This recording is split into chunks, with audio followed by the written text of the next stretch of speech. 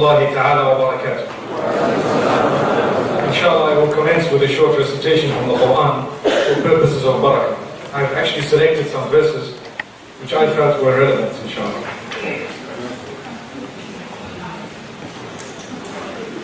أعوذ بالله من الشيطان الرجيم بسم الله الرحمن الرحيم من ذا الذي يقرض الله قرضا حسنا فيضاعفه له وله أجر كريم يوم ترى المؤمنين والمؤمنات يسعى نورهم بين أيديهم وبأيمانهم بشراكم اليوم جنات تجري من تحتها الأنهار خالدين فيها ذلك هو الفوز العظيم يوم يقول المنافقون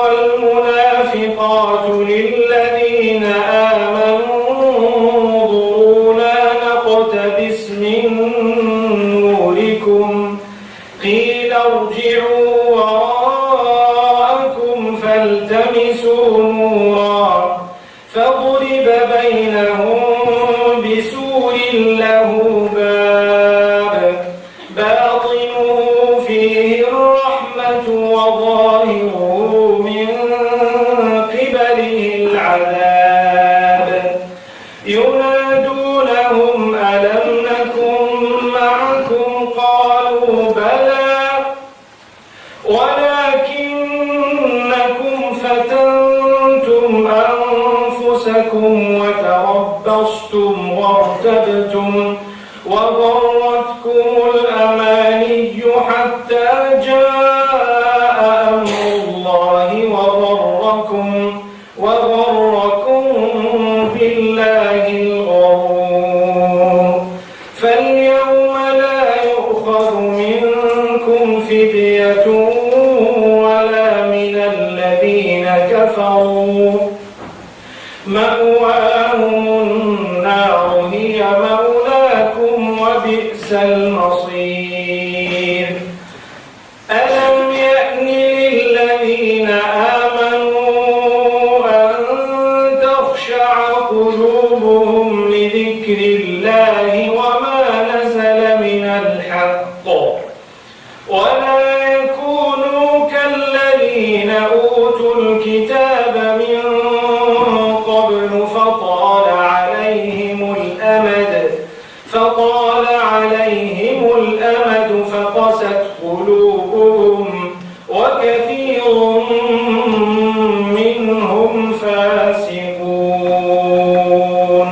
صدق الله العظيم بسم الله الرحمن الرحيم الحمد لله رب العالمين والصلاة والسلام على المبعوث رحمة للعالمين نبينا محمد وعلى آله وصحبه أجمعين وبعد. All praise is due to Allah subhanahu wa ta'ala, complete blessings and salutations upon the masterpiece Muhammad ibn Abdullah al-Hashimi al-Qurashi sallallahu alayhi wa sallam and all his companions. May Allah subhanahu wa ta'ala bless us all and our offspring, those to come up to the day of Qiyamah, and may He keep us steadfast on this deen. My beloved brothers and sisters in Islam, I'm indeed very honored to be standing here in front of you, having been a guest of the forces a few years back when they had the Understanding the Quran series, and having visited several universities here in the UK. I think that was my first official visit to the UK on a lecture tour. I have been here many times in the past, but not on a lecture tour. And that was thanks to Brother Rayhan Iqbal, who is seated here. We ask Allah subhanahu wa ta'ala to open the doors of goodness. Remember, goodness is something we should be searching for, no matter where it comes from. When we find it, we should be with it. And we should not leave it, we should adopt it, put it into practice, and convey it to others. The topic that I have been given this evening is a topic that we've all seen, obviously. It's on the screen here, if I'm not mistaken. It says, being the change you want and need. And I want to start off immediately by making a difference between a want and a need. What is more important, something you want or something you need? Can you tell me? Something you need. So if you are being a change or making a change, what is more important? Is it important to change what you want or what you need to change? You need to change. And if what you need to change is what you want to change, then you're heading in the right direction, inshallah. And if what you want to change is not what you need to change, then you have not prioritized correctly in life. So we need to understand, I don't mean to become technical, but it's a topic, when it was given to me, I tried to look into it and make something out of it, and subhanAllah, it's loud and clear, it stands in front of us. We are Muslimin. We have been blessed to be granted the word of Allah subhanahu wa ta'ala, the uncontaminated word of the Creator. I made mention this afternoon when I spoke in this hall of how the Almighty protects a person who has the Quran within them. And we all have some portion of the Quran in us. I'm sure every one of us has Surah Al-Fatiha. The first surah of the Quran, we all memorize it, don't we, inshallah? Then we have a portion of the Quran, and Allah subhanahu wa ta'ala's right is to protect us. We have a right over Him to protect us for the fact that we have struggled or strove, or we have tried our best to memorize and to protect that book. So we ask Allah subhanahu wa ta'ala to look after us and to protect us at all times. That having been said, we need to know that we have with it something great. Let's listen. لَقَدْ كَانَ لَكُمْ فِي رَسُولِ اللَّهِ أُسْوَةٌ حَسَنَةٌ لِمَنْ كَانَ يَرْجُو اللَّهَ وَالْيَوْمَ الْآخِرِ وَذَكَرَ اللَّهَ كَثِيرًا. Indeed, for you, there is a shining example. We speak here of not only a role model, but someone whose entire life is upon such a high pedestal that he serves as an example in all the finer facets of life for all of those who would like to meet with the Creator and who are preparing for the day of judgment. If I am preparing for the day of judgment, I have an example in the life of the Messenger, sallallahu alayhi wa sallam, may peace be upon him. I have an example to follow. And for this reason, whatever I say this evening will be connected to the topic. If you think it's not, jot it down and think about it later on, and you will see how it's connected to the topic. This example of Rasulullah sallallahu alayhi wa sallam, remember where he started.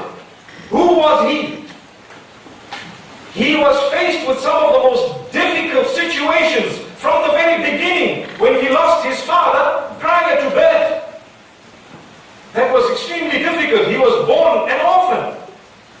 And then what happened? He lost his mother at a very early age.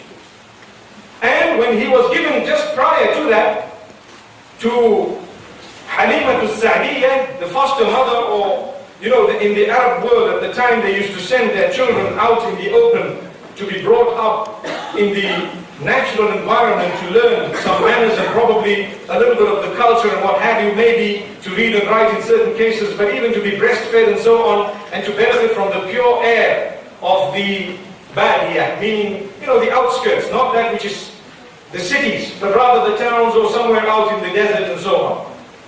When he had gone there, there were certain things that happened to him there, which were also quite negative. With that, he grew up, mashallah. Development of character and conduct from a very early age. Remember, whatever I am saying is connected to the topic. Development of character and conduct from a very early age. And as he grew up against all odds, he was known as a Sadiqul Amin, the trustworthy, the truthful. And that having been said, as he grew up, one day he was granted prophethood at the age of 40. We know the verses that were revealed to him. Iqra, read. He says, Ma ana biqari. I'm not a reader. I don't read. Imagine honesty.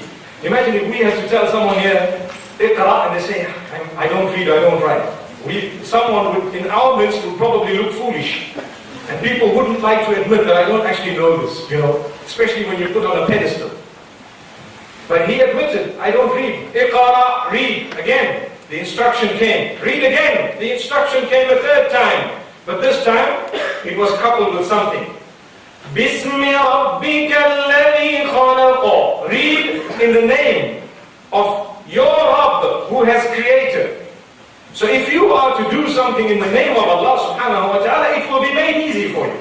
You want to effect a change? Start. Start now. Don't say, I can't. I'm not able. Do it in the name of Allah subhanahu wa ta'ala, it will happen. And this is what we need to learn from the beginning. Rasulullah sallallahu alayhi wa sallam, that change happened at the age of 40 in such a way that he received prophethood from Allah subhanahu wa ta'ala, and he changed completely within a few words. And Jibreel alayhi salatu was salam, according to the narration in Sahih al-Bukhari and in many other books, he embraced the Prophet ﷺ and hugged him so tight until he felt he was being maybe strangled, or maybe he was about to lose his life, and then he was released. And that happened again, and the third time. And this was after the revelation of these verses, and thereafter he ran down the mountain and he went to his wife Khadija bint Khuwaylid radiallahu anha. He went to her and he asked to be covered. He felt cold, he was shivering, he was shaking. He says, Zammiluni. I'm sure we've heard this. We should have heard it at least. And he says, cover me. And she looked, she heard the story, and she says, you know what? Kalla wallahi la yukhzika Allahu abadan. Nay, it's impossible for Allah to let you down ever, because you are a person who is upright. You have good character, you have good conduct, you have assisted the widow, you have done so much good, you have helped wherever you could, you are honest, you are trustworthy, you haven't cheated anyone. And she recited and mentioned all the good qualities of this man whom she had married. Now prior to that, the Prophet ﷺ used to watch the people of Mecca, and what he used to do is, he used to meditate and contemplate over their condition. Hey, this is very bad. These women are being traded. When a man dies and he owes somebody money, here comes the man and says, right, I need this girl and I need that ex-wife of his. Sorry, I'm not pointing at anyone in particular, it's the stairs. It's actually the step there and the step there. I'm quite particular. Sometimes I point at the ceiling to make sure that there's nobody in particular that we're pointing at. So he says, I need this woman and that one there. SubhanAllah. And they would be given those women as a payment for what they were owed prior to the death of that person. And this was idiotic, to say the least. It was unacceptable. It was treating a female like a commodity. And this was just a little tip of the iceberg. There were so many other things. People used to worship idols made of tamar. Tamar is dates. And when they were hungry, they said, look, please give me food, give me food. When there was no food, okay, I'm eating you. And they ate. Umar ibn Khattab says that himself. He laughs and he says, there was an occasion when I ate a god I used to worship. Why? Because the food didn't come.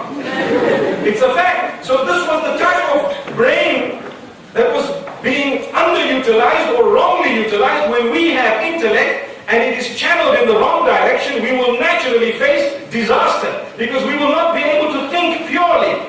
And this is why it's very important to be in the right environment and in the right company. Inshallah, I'm going to get to that later on this evening. Bi mashi'atillah, if Allah wills.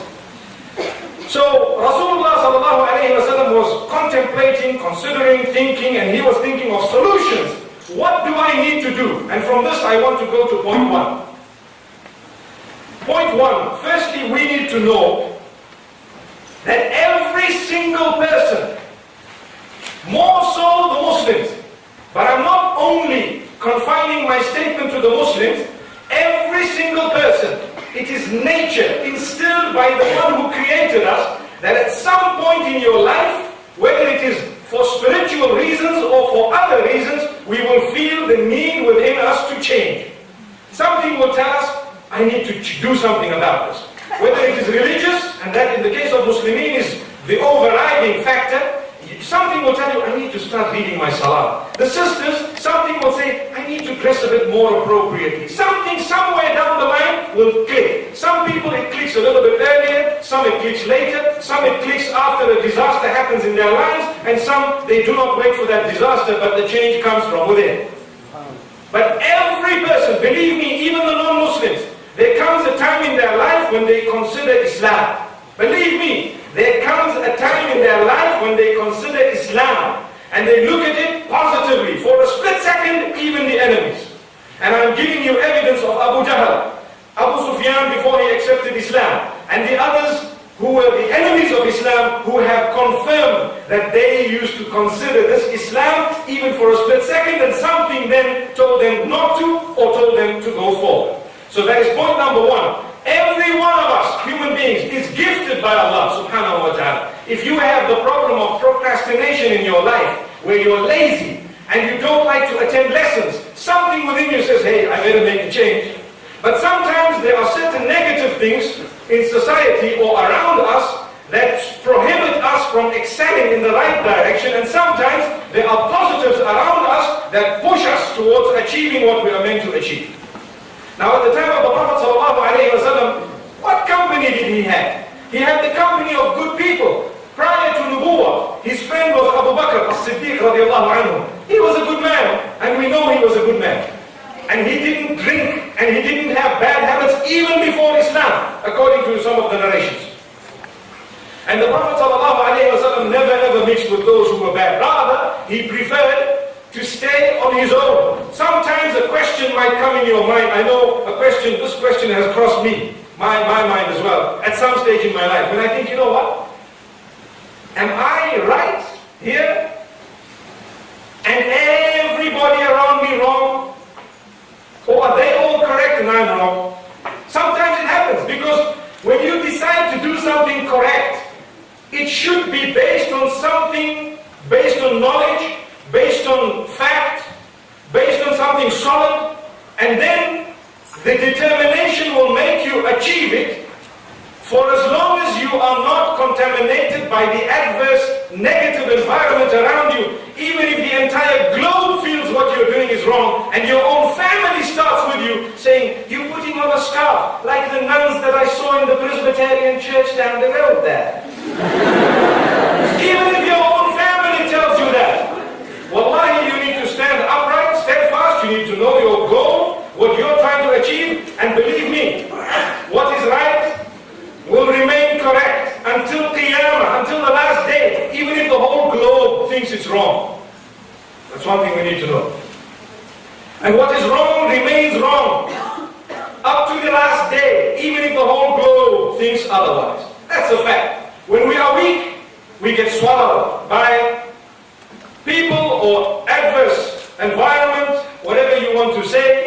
We get swallowed by the negativity around us, not realizing that, wallahi, if we have based what we would like to do on solid knowledge, and we know now what we want to do, inshallah, we will be able to achieve it based on that which is solid. The minute your foundation is weak, as you're building the building, it drops. Then you start again, you don't realize, you're going to go back, dig the foundation, and lay it once again, and then you start afresh. So we ask Allah subhanahu wa ta'ala to open our doors. The reason I say this is, one of the first points is, determine what you want to change. We're talking here about change. What do you want to change? I spoke about change in spirituality, but the truth is, we need to change many other things. Sometimes, and here we are in universities, and we're speaking to an audience of forces here, I think it's relevant for me to say, even in your studies, what do you want to do? Why are you here? What do you want to achieve? Remain focused and work hard to achieve it. Your parents or someone somewhere down the line is paying, in our slang, they say big bucks, for you to be here. Wallahi, it's a fact. Some people work day and night to have their sons and daughters in far-off prestigious universities, and they're having fun there. Is it fair? So we need to know what needs to be changed. Admit it.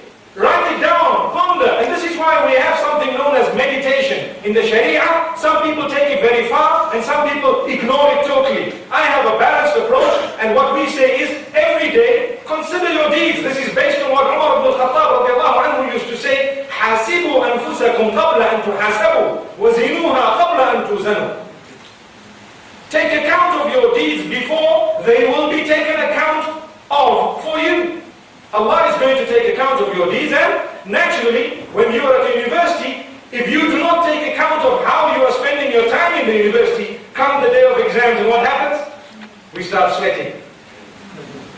You know, we're all-nighters. You know what an all-nighter is? You don't study, you enjoy your life, and suddenly when exams come, we're popping in the pills and we're having the Red Bull. Now, the Red Bull doesn't do anything, believe me. The taurine in there is synthetic. That's what makes it halal, to be honest. If it was not synthetic, we would be saying something else.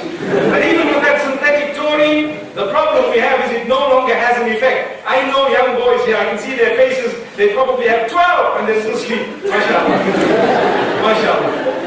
Sorry, no offense, I'm also bad at MashaAllah. So the reality is, we need to know that that is not good enough. We need to take account of our deeds, and we need to also weigh our deeds before they will be weighed for us and then we're embarrassed. Why is this the case? If you take account of your own deeds, there is always room for improvement, and you will be able to keep away or keep at bay regret. But when something is taken account of for you, sometimes it might be too late.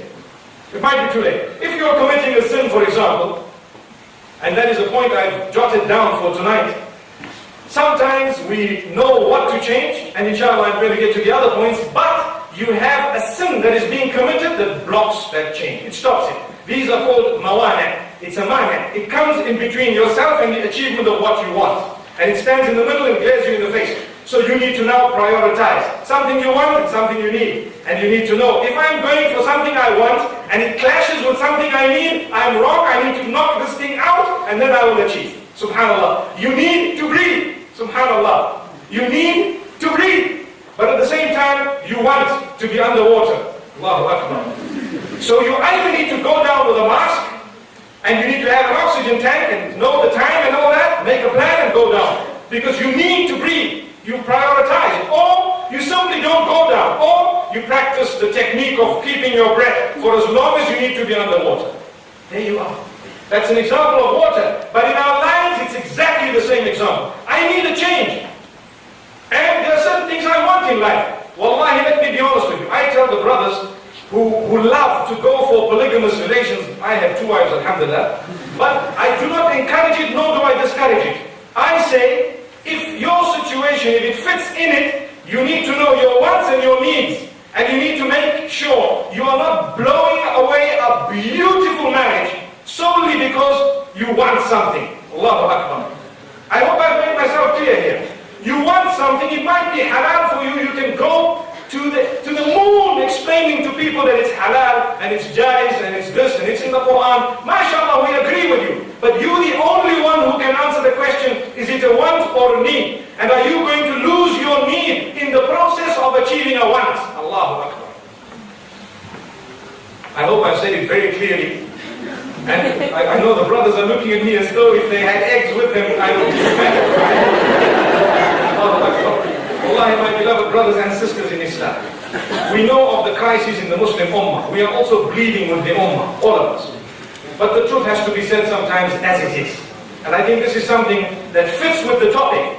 And if you want to know if I had planned to say this, the answer is no. It came to me a split moment before I actually said it. Subhanallah. So, now let's get back to what we were saying. Rasulullah sallallahu alayhi wa sallam thereafter, he got this nubuwwah, he got the prophethood, and he got the encouragement of his wife. What that means is, once you identify what needs a change, you need to make sure you deal with like-minded people, or you go around the genuine people who can give you the proper advice and the real courage and the real support to achieve what you have to achieve in life, and to make that change that you need. So you need genuineness. So if, for example, you are deciding to elevate yourself spiritually, you need to be in the midst of those who are already elevated. And this is why I always say, it's very important for you to have a role model in life. And not just one role model, because we have a role model who is supreme, who is the Prophet ﷺ. He is a role model in every aspect of existence. But today, in our midst, we need role models. They will all be a role model for one department of my life. So in that department, I have this person as a role model. In this department, I have that one. In this department, I have that one. I will only take this from that one, and the others, I will excuse him or her because we're all human beings. Myself, for example, there might be some things you might take from me, and there might be other things you might not want to take from me. So there we are. we cannot have a single person whom we see and we say, you know what, this is my role model and that's it. Because sometimes they might give you advice that is detrimental because they have not excelled in every single field. The statement is very deep for those who want to understand. I know it's very late, but I told the brothers I have till 3 a.m. Alhamdulillah. That's why they kept me right at the end. So, if we know the Prophet ﷺ was supported by his wife, she then took him to Halaqa bin Nawfal. What does that mean? We want to make a change, we know what it is, we know it has to come. We need to have the correct support, we need to learn about what is going on, what is happening. Education is extremely important. I touched on it moments ago to say you need to have the knowledge of what you want to achieve, what you want to change in your life. And I've told you, I do not want this to be a solely spiritual talk, but let's also put a flavor of the secular studies that we are engaging right now in it as well, because it's important. A lot of you are not from Cardiff. And I'd like to hope that when you go home after your studies, you would be superstars in whatever field you are. But that's only if you have a vision. And that brings me to the next point. You need to always aim very high. Aim beyond the skies, and you will at least get to the clouds. Subhanallah. But if you aim to the cloud, you might jump a little bit higher than that table. Yes. So aim very, very high and start jumping. Start jumping. And when you jump, initially you won't even know how to jump. Do not be embarrassed of your few mistakes. Never. If you are embarrassed of a few mistakes that you make in the process of achieving the change, you won't change. What's going to happen? Oh, I don't even know. You know, there's a young boy, I was standing with him, and I have a habit. You know, we give people the opportunity to recognize themselves, because that is also a point that I've jotted down for tonight, to recognize yourself. If you take a look at the Facebook status that I put whilst I was in the foyer down here later, earlier on in the afternoon, it's actually facebook.com/Mufti Menk. The status is connected to this. You need to recognize yourself and never feel useless. The minute you feel useless, it's over. The game is over. You lead a depressed life. Everybody here is gifted. And believe me, in such a special way, you wouldn't even know. But search for it. Look, how am I gifted? And some are gifted in more than one way. Build on that, mashallah. Have people who can, around you, who can recognize that and who can help you build on it, subhanallah. And this is why it's extremely important for us to know that if we want to change, what exactly do we want to change? How are we going to change it? And in order to achieve that, we need to have the education, we need to have the know-how of this thing. How am I going to achieve it? Put your head down and go and achieve it. The point I was making is, never be bogged down by a little mistake you've made. Get up. I was saying, I was in the midst, I was with a few boys and it was time for salah. They said, Ya Sheikh, Faddal Ya Sheikh. You know, salah Ya Sheikh. And I looked at one of the guys, and he had a jeans on and a t-shirt on and so on, and I said, Ya Sheikh. He said, nah. He said, no. I said, come on, eat the salah. He said, nah. I said, why? Are you embarrassed of a mistake you're going to make in Surah Al-Fatiha? This is the opportunity to correct it, inshallah. And he said, it's only us, the four guys here, and we all know each other. You know, there's nobody to impress behind there. So he says, yeah, well, okay, not a problem. Wallahi, he led such a beautiful salah. Such a beautiful salah. And that's the day I told myself, I said, never underestimate someone. We had a singer from Pakistan called Junaid Jamshed. And to be honest with you, he said something very touching. I'm going to touch a little bit on it, and I've said it a lot of times when I speak to him, because I think it's motivational. Do not underestimate the young boy in the nightclub, because that's where I was. That's what he says. Sorry, not me.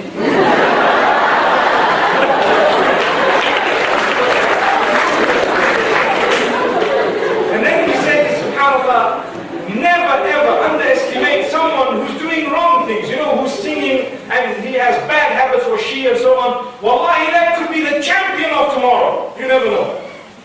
You never know. And there are people who are champions today. If you had to dig into their lives, you would find that there was a time probably when they were far out of line. If people had all written them off, I don't think they would have achieved. But someone somewhere must have prodded them and nudged them. I give you another example. Two examples.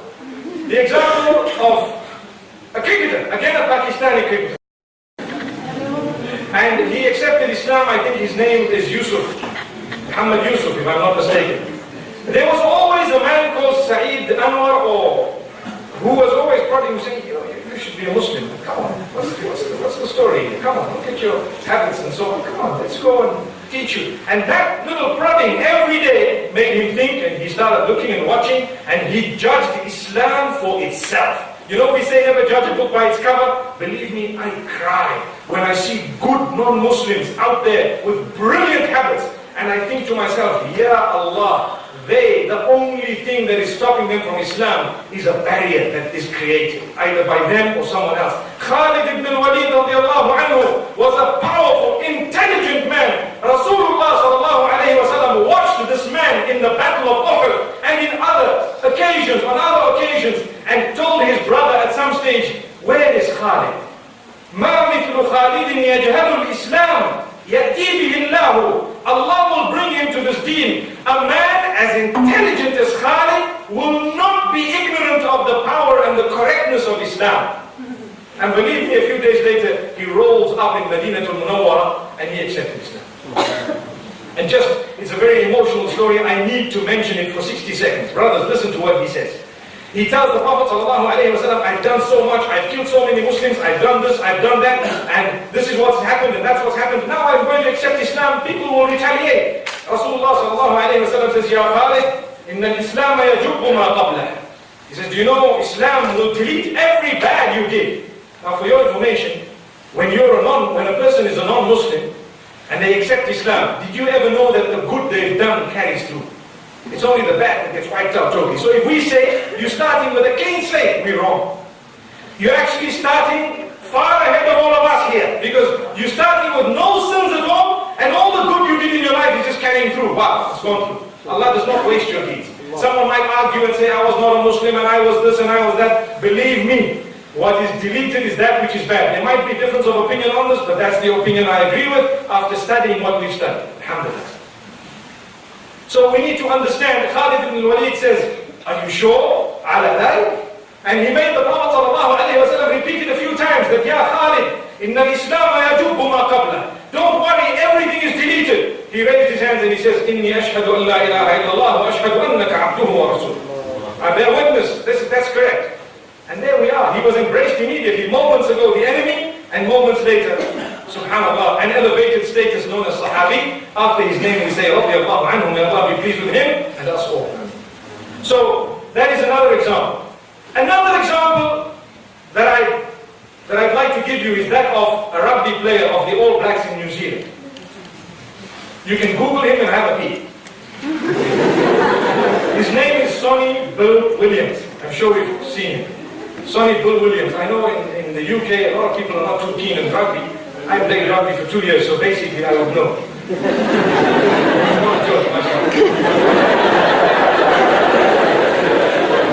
So, this man, his life changed completely. He entered the fold of Islam. He didn't make a big issue out of it. I was with him a few months back in Cape Town, maybe a month and a half ago. And mashallah, we sat for so long and we were talking about how he accepted Islam. In a nutshell, everybody at some stage gets fed up with their lives when their lives are heading in the wrong direction. It is fitrah, it is nature that Allah puts in your heart.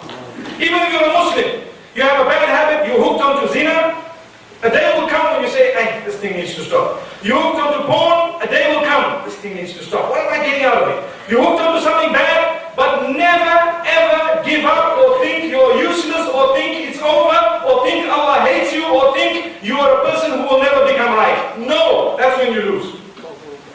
It's something you need to know. Allah loves you. That's why we seated here today. Wallahi, it's a fact. We need to change. The verses I read, Allahu Akbar. أَلَمْ يَأْنِ لِلَّذِينَ آمَنُوا أَن تَخْشَعَ قُلُوبُهُمْ لِذِكْرِ اللَّهِ.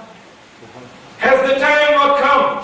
Has the time not come for the believers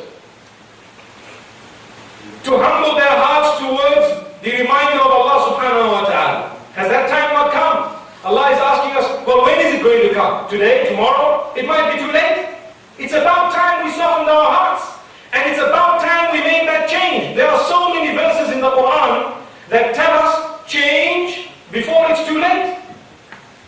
In Surah Az-Zumar, Allah subhanahu wa ta'ala speaks about how He forgives every sin that is committed.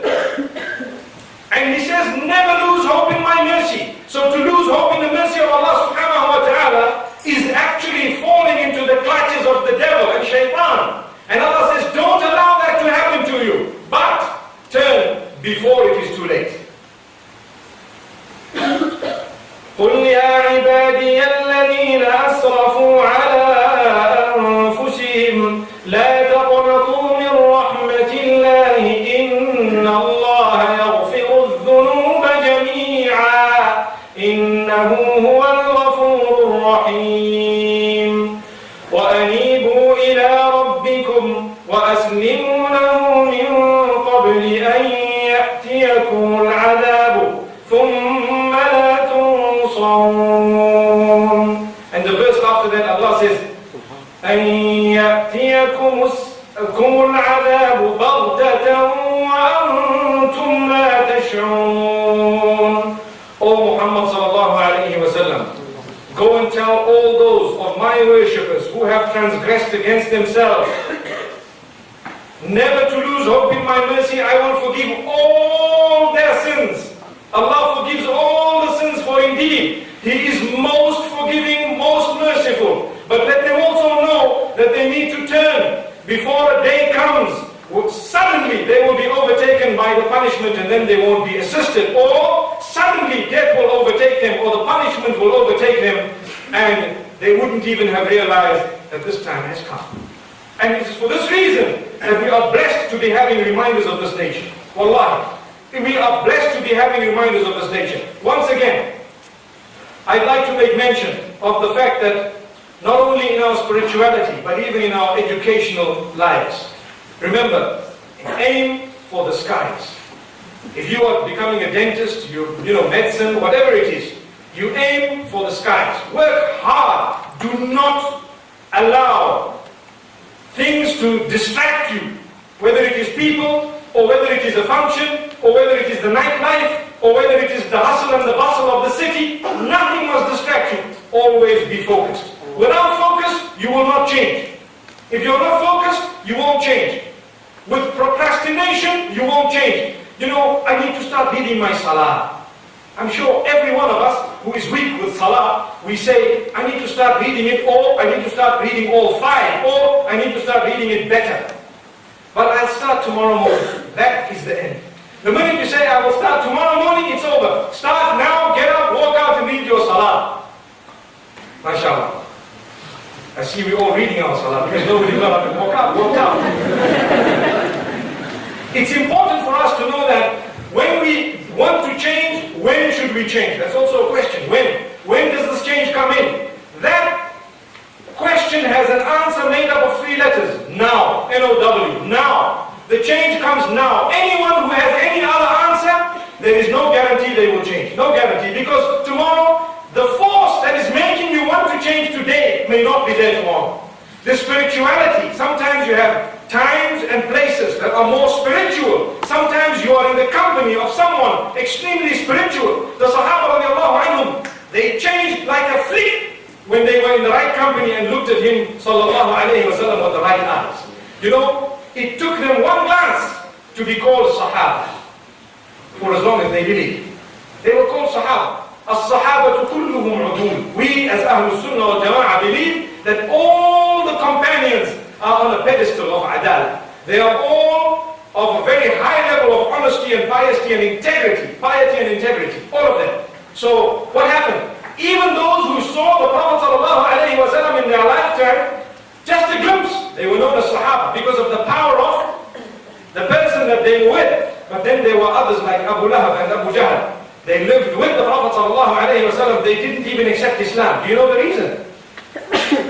The reason is they looked at him with the wrong eyes. They had no sincerity.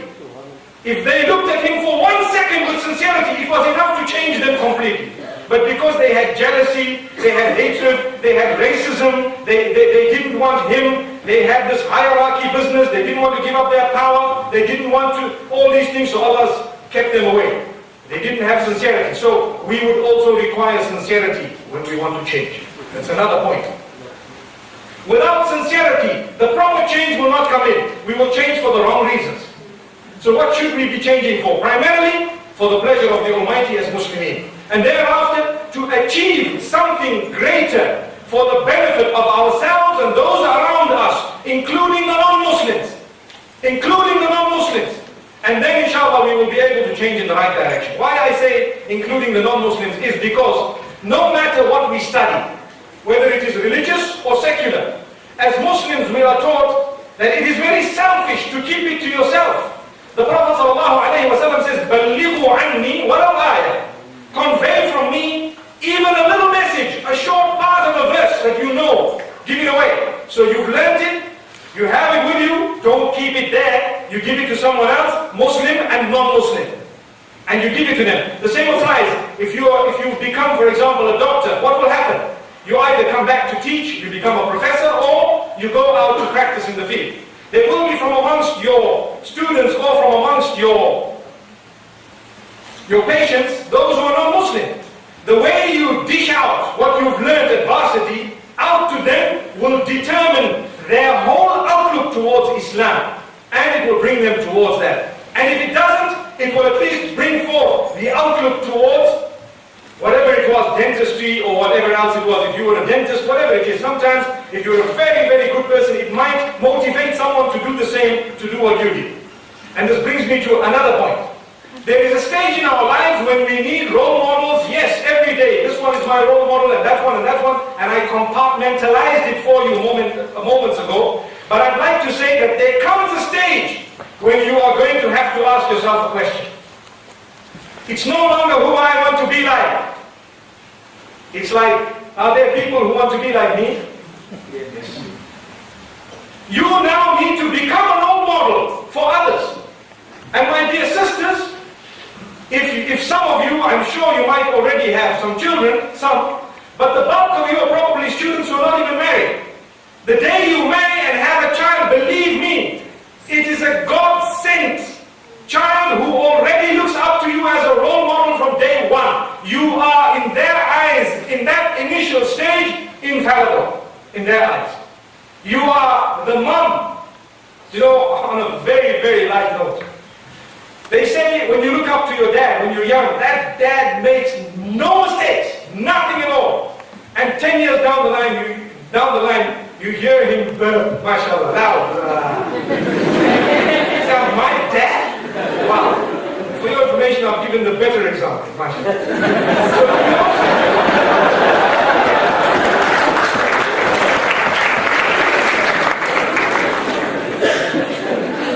To be honest with you, why I say this is because, mashallah, that dad was at least 10 years later, they figured out he's just a human being. Mashallah. The reason I say this is how many dads are actually living like proper role models, and they have children who follow them in their cigarettes, in their ways, in their habits, and in their F's and B's. That doesn't stand for faces and books. So we need to know this, that they watch us, and they see us, and they watch the signs, and they watch the actions. Wallahi, I tell you, there is a hadith of the Prophet ﷺ speaking of salah, and he says, "Muru awladakum bis salati wa hum abna'u sab'i sinin." You instruct your children to fulfill the salah when they are of the age of 7. When they are of the age of 7. And what this would mean is, prior to 7, it is not the sunnah to instruct your child to read salah, but it does not mean that your child should not be reading salah. Rather, that child should be looking at you and following by example. Which means, when the child is 1 year old and they see the mom going in sujood, they will fight to get into sujood. Your little daughter will fight to put on the scarf, but you've never spoken to them. "Ma'am, I need one like yours." "Dad, where's my pen?" Wallahi, I'm telling you. My son tells me, "Let's go to the shop and buy one." Wallahi, it's a fact. So, but nobody ever spoke to him about the beard. Nobody spoke to my daughter or anyone else's about the scarf at that age. They want it because that is the power. You have been made into an automatic role model. By the time you have children, make sure that you have that quality. Inshallah. And this is why we say, yes, we do have role models at this stage, and we will always have role models, but there comes a time when you have to become a role model. Now, let's get to a few other points. I know I'm probably running out of time, but to be very honest with you, you are going to have to forgive me today. All these notes, to be very honest with you, will have to be excused.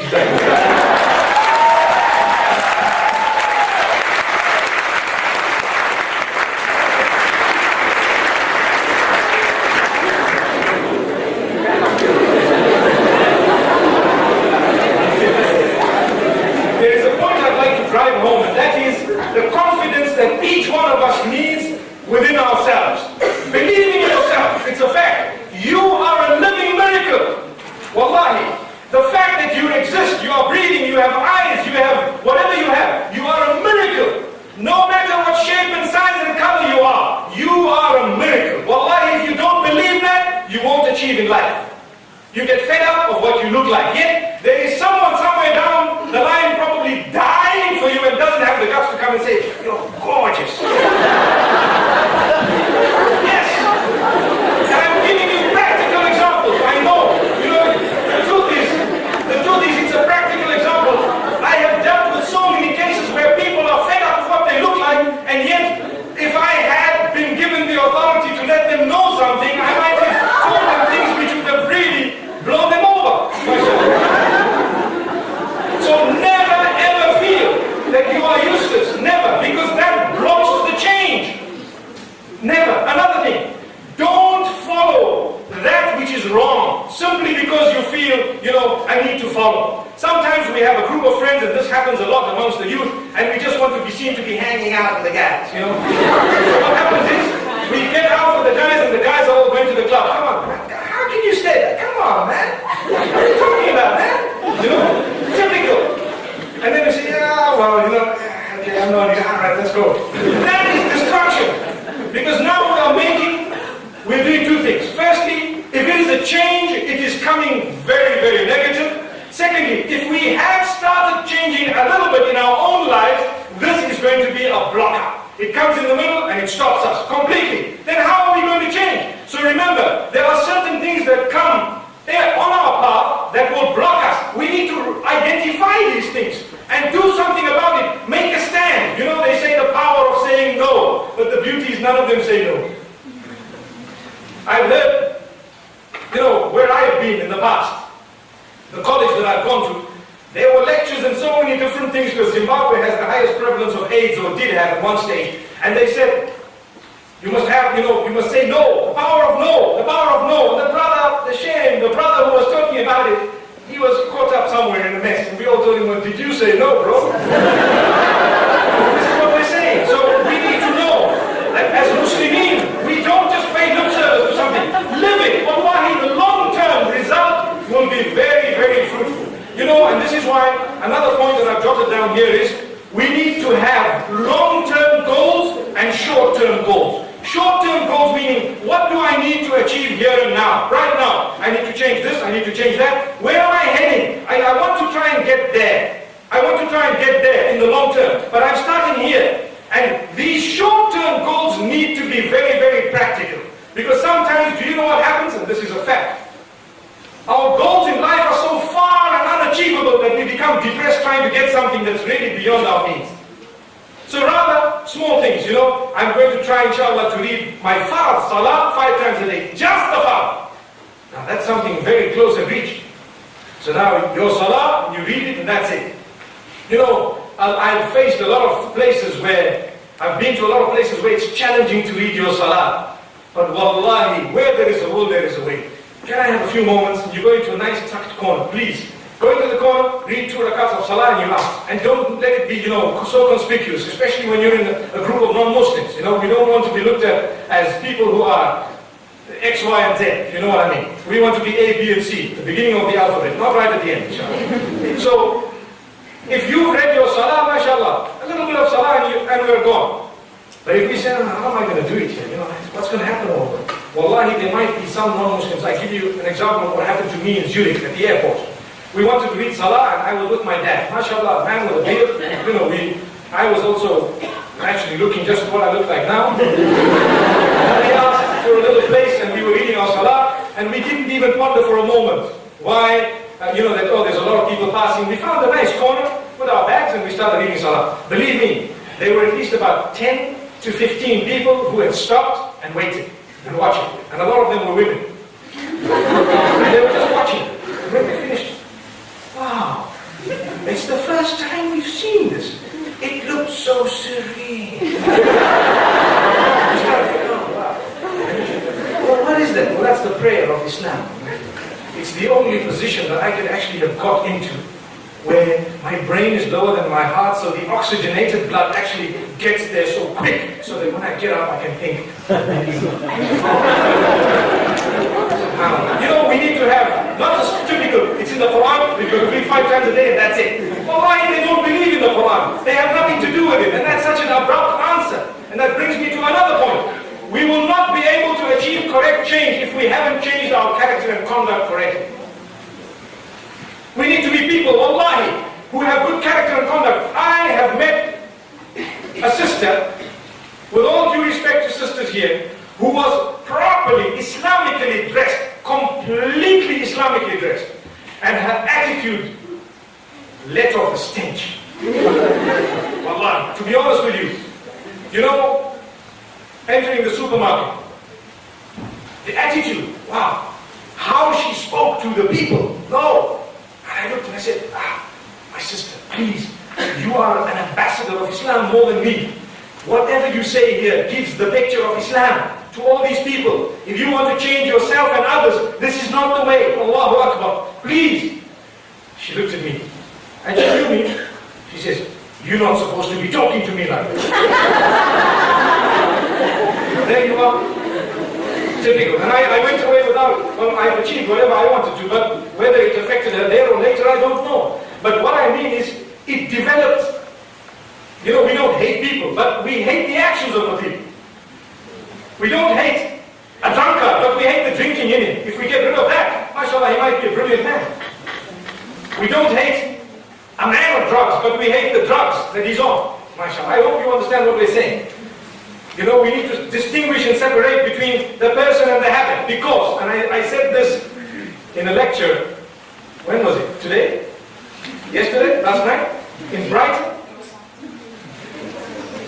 I've even forgotten where I spoke and what I said. But anyway, the truth is, what I did say, we were speaking about how important it is not to hate a person solely because of their habit, but you hate the habit. Because who doesn't have a bad habit? Put up your hand.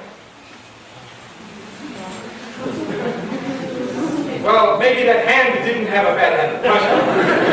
So the truth is, we all have some bad habits. Some are minor and some are major. If we were taught to hate people because of their bad habits, none of us would have been here because we'd be hating each other.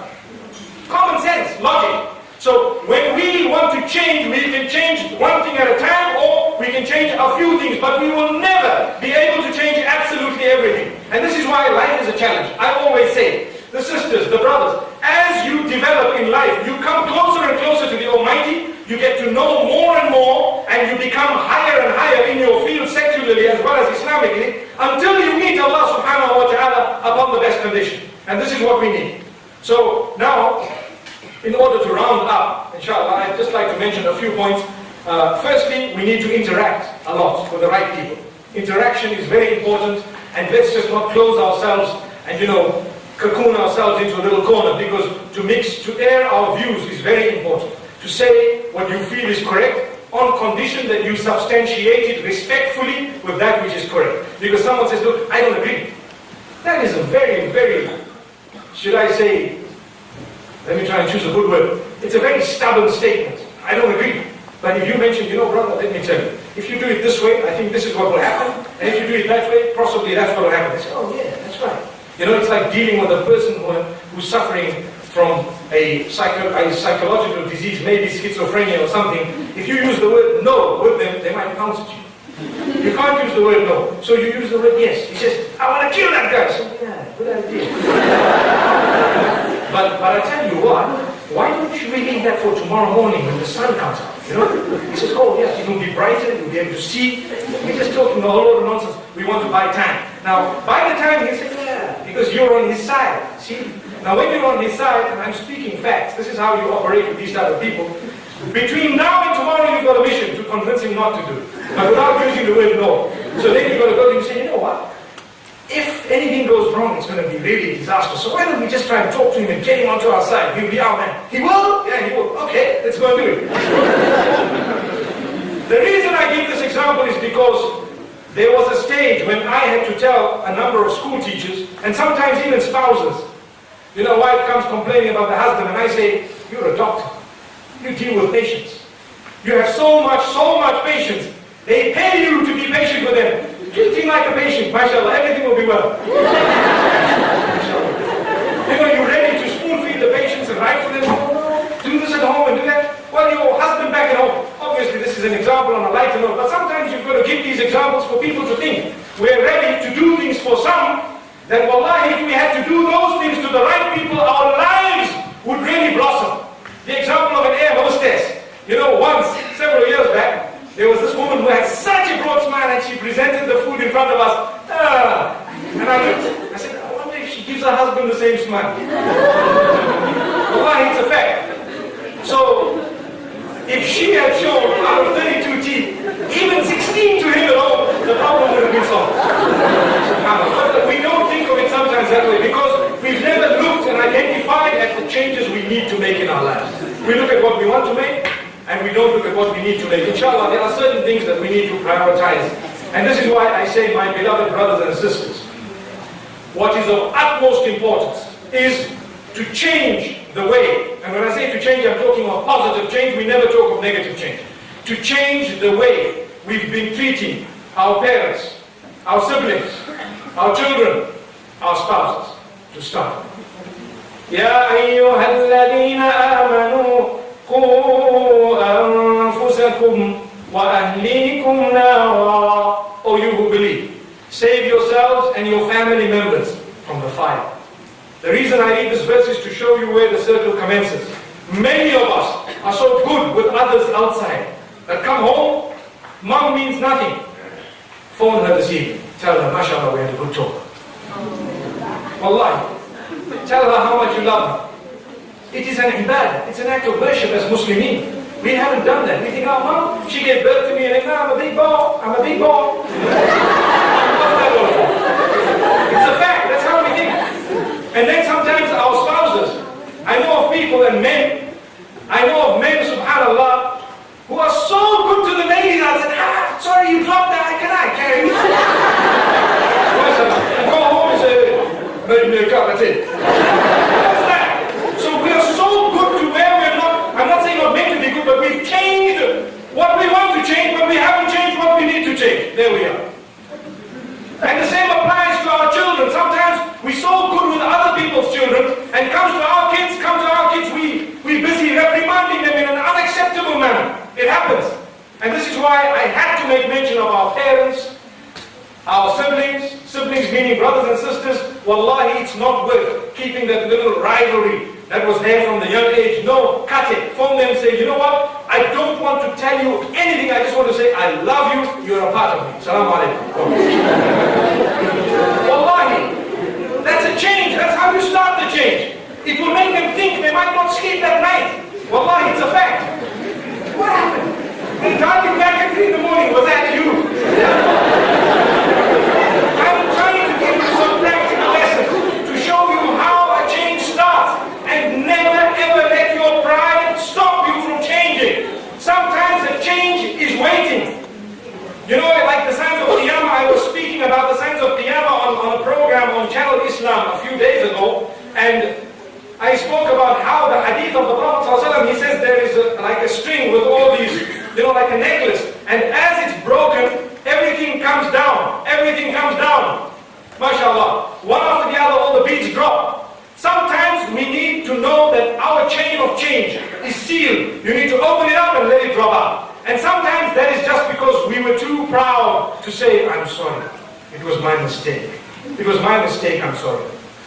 Even if it wasn't my mistake, what am I losing by saying, you know what, I'm sorry. I apologize. I really am sorry. Because we cannot continue in life holding baggage that is unnecessary. I give the example of baggage on a plane. We make sure, going to London, 23 kgs, weigh 5-6 times. Are you sure? Okay, take that book out. Okay, the other book out. Okay, 22 and a half. That's fine, let's go. And we're not worried about the other weight which we're holding in our hearts, which are bogging us down from the plane that is going to take us into Jannah. Allahu Akbar. We need to change that. And this is why the last point that I'd like to raise, remember I've given, in fact I've thought of something. You know, it said 10 minutes, and now it says 7 minutes. If that was 3 minutes, then mashallah, the 7 minutes.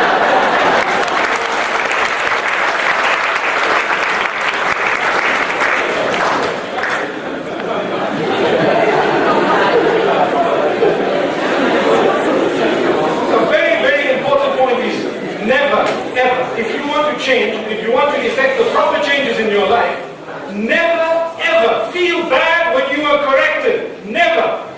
Not in the least. If you are a person who feels bad when you are corrected, you will not be able to improve yourself. It's out of a question. You know, I teach Quran, I teach a few subjects, and sometimes you have a student who can read very well, mashallah, and you correct him, and he looks at you and he growls. And I think to myself, well, that is why what I said this afternoon is so valid. Al-ilmu bahrun la sahila lah. Knowledge is an ocean that has no coast. The minute you think you've arrived at a coast, what you have is something besides knowledge. It's something else. You need to continue swimming and swimming and swimming until infinity. Never ending.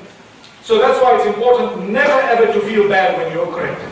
And we ask Allah subhanahu wa ta'ala to make us from those who can, be corrected. Look at Ibrahim alayhi salatu wasalam. He tells his own father, Ya abati, inni qad ja'ani min al-ilmi ma lam ya'tik, fattabi'ni ahdika siratan sawiyya. Oh my father, you're a big man, a big businessman. You're selling all these idols and making a fool of all the people. Oh my father, knowledge has come to me that did not come to you, so follow me and I will lead you to the right path. Had the father done that, wallahi, he would have been led to the right path. But he says, hey, أَرَاغِبٌ أَنْتَ عَنْ آلِهَتِي Ibrahim, are you turning away from my gods here? Oh Ibrahim, لَإِن لَمْ تَنْتَهِ لَأَرْجُمَنَّكَ وَاهْجُرْنِي مَلِيًّا. Allahu Akbar. The father tells his son, if you don't stop this, I'm going to stone you. I'm going to stone you. Imagine, did that stop the son? No, it didn't. And this also raises the point of not giving up. You will find obstacles in the path. As I said, there are sins in the path that block us. There are friends who are useless who block us.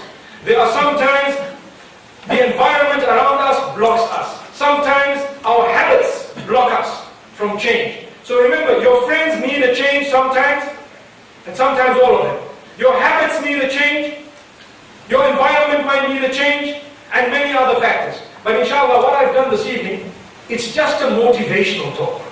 It's only to create a motivation. I cannot impart to you knowledge that will be broad-based in one little session, but I can always just create the thirst within you to go and think deeper and to ponder over what has been said, because each one of us had a brain that is a miracle in itself, that we need to think, inshallah, and we need to build with that, inshallah. At some stage, I hope and I pray that I can actually end this topic, or I can actually mention whatever I had jotted down this evening. I was sitting with one of my cousins here, and I was telling him, you know what, let me try and put an order. Because I'm sitting with university students, I don't normally like to have something in writing, but sometimes when your time is limited, when you're speaking to people who are all going to bombard you with questions, then you need to have something in order. So inshallah, I hope I've said that which will motivate myself and yourselves to become better people.